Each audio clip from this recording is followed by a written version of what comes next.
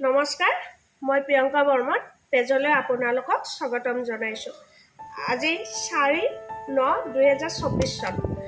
আজি শ্ৰীমন্ত শংকৰদেৱৰ জন্মতিথি হয়। তেখেতৰ ওপৰত কিছুমান ক'ব মন আছে, মানে কি যিখিনি জানো আৰু সেইখিনি ইয়াতে ক'ব বিচাৰিছোঁ। ভুল খান্তি হ'লে মাফ কৰিব।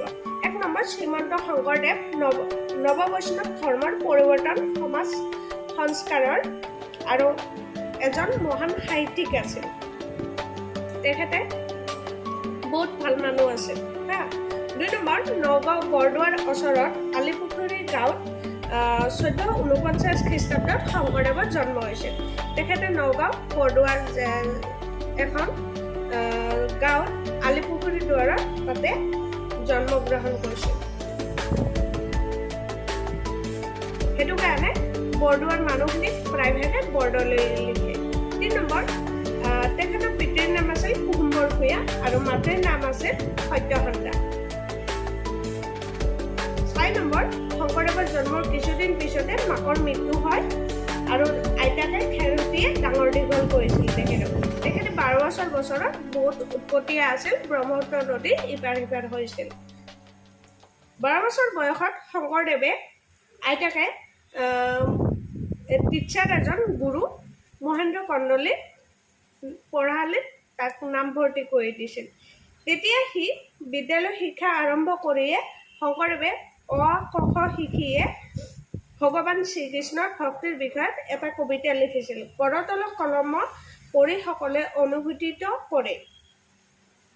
7 নম্বৰ, তেওঁৰ মহাপুৰুষ আৰু অৱতৰণী পুৰুষ ৰূপে আখ্যা দিয়া হৈছিল। তেখেত বহুত ভাল মানুহ আছিল, সেইটো কাৰণে তেখেতক বহুতখিনি জ্ঞান আহৰণ দিছিল। তেওঁ অকল ধৰ্মগুৰুৱে নহয়, অসমীয়া সাহিত্যিকো আছিল, এগৰাকী যোগাস্মান কবি তথা সাহিত্যিক। তেখেত যোগাস্মান কবি আছিল আৰু সাহিত্যিকো আছিল। তাৰপিছত তেখেতে বহুত কৰিছিল, সত্ৰৰ নাম কৰিছিল। বৰপেটা ডিষ্ট্ৰিক্টত কীৰ্তন ঘোষৰ যোনে গৈ পাইছে গমেই পোৱা, তেখেতে কৰা শংকৰদেৱে। তাৰপিছত আপোনাৰ নগাঁৱত কৰিছে আৰু মই জনাত কোচবিহাৰত লাষ্ট তেখেতে ডেথ হৈছিল।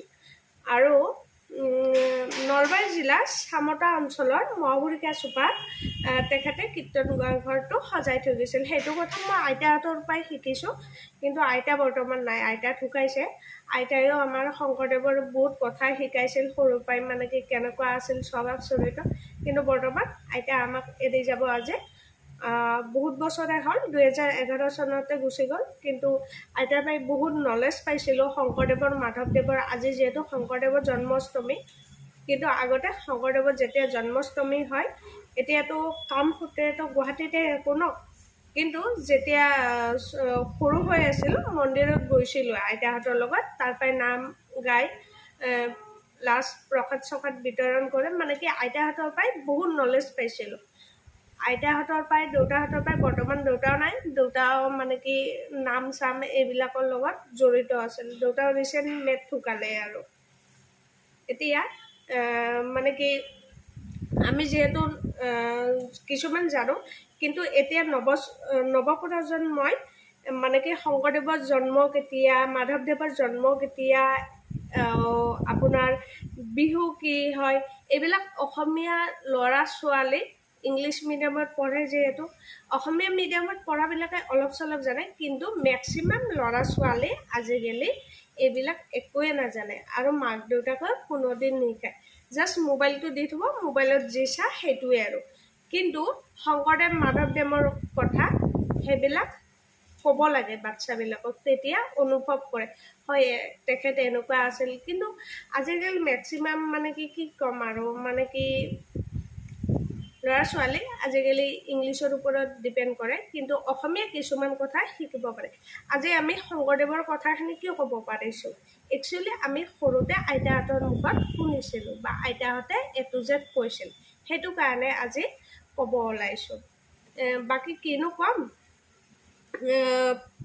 1568 চনত কোচবিহাৰত ভোলাভঙা সত্ৰত তেখেতৰ মৃত্যু হয়। শংকৰদেৱৰ 1568 চনত কোচবিহাৰত ফলাফঙা সত্ৰ এখন আছে, তাতে মৃত্যু হয়। কিন্তু আজিকালি নলেজটো নাই জয়